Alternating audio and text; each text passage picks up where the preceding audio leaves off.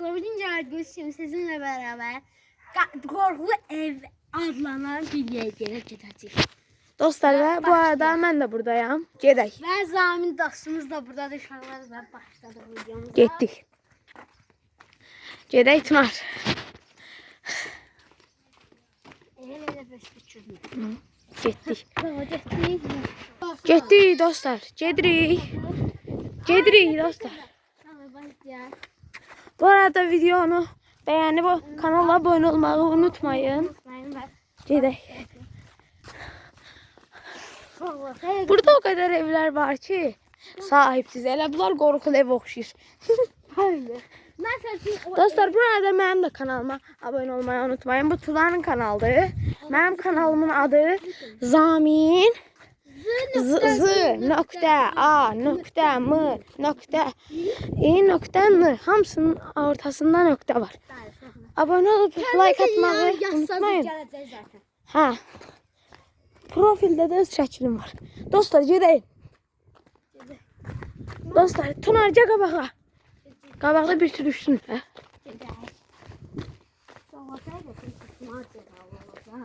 Yani videonu ötürməyin də. Qabağa çox macəralı, qəşəng bir video olacaq. Yani sizin için canımızı koyuyoruz da buraya. Kanalı abone olmayı katmayı da unutmayın. Bu məhlə Başkalarının ünlü adamların videolarını beğenirsiniz, like atırsınız. Ne kadar baxış beğeni gelir. Ama bizimkine gelmir. Niye bizimkine? Niye beğenmirsiniz? Ha.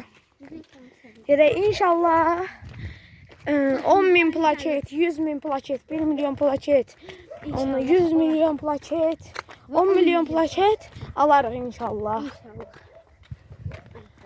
Ben plaket istedim. Hələ təzə başlamışıq, Tunar. Hələ 1 milyon olmaq. Hələ 10.000 olaq, 10.000-də plaket alarıq. 10.000, 1000-də də deyəsən plaket var. Yox. 1000-də var, hə. Yox da xeyr. 1000-də var, hep olsa balacadır da la. Sənə izi həldə qaldı. Dostlar yollara bakın. Gündə qaldı. Sağlar. Burada girəcəyik və bura girməyə çalışacaq. Dostlar bura girmək üçün bilirsiniz biz nə varmışıq.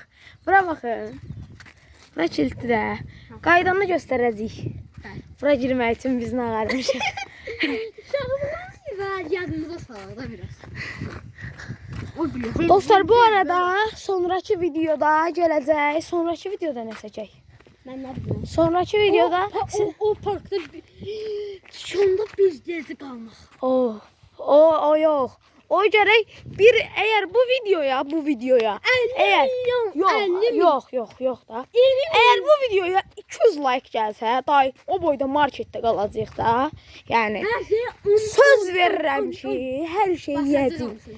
Özdə hansı marketdə qalacağıq sizə? Obada. Bax dostlar. Hə, baxın dostlar. Baxın bu videonu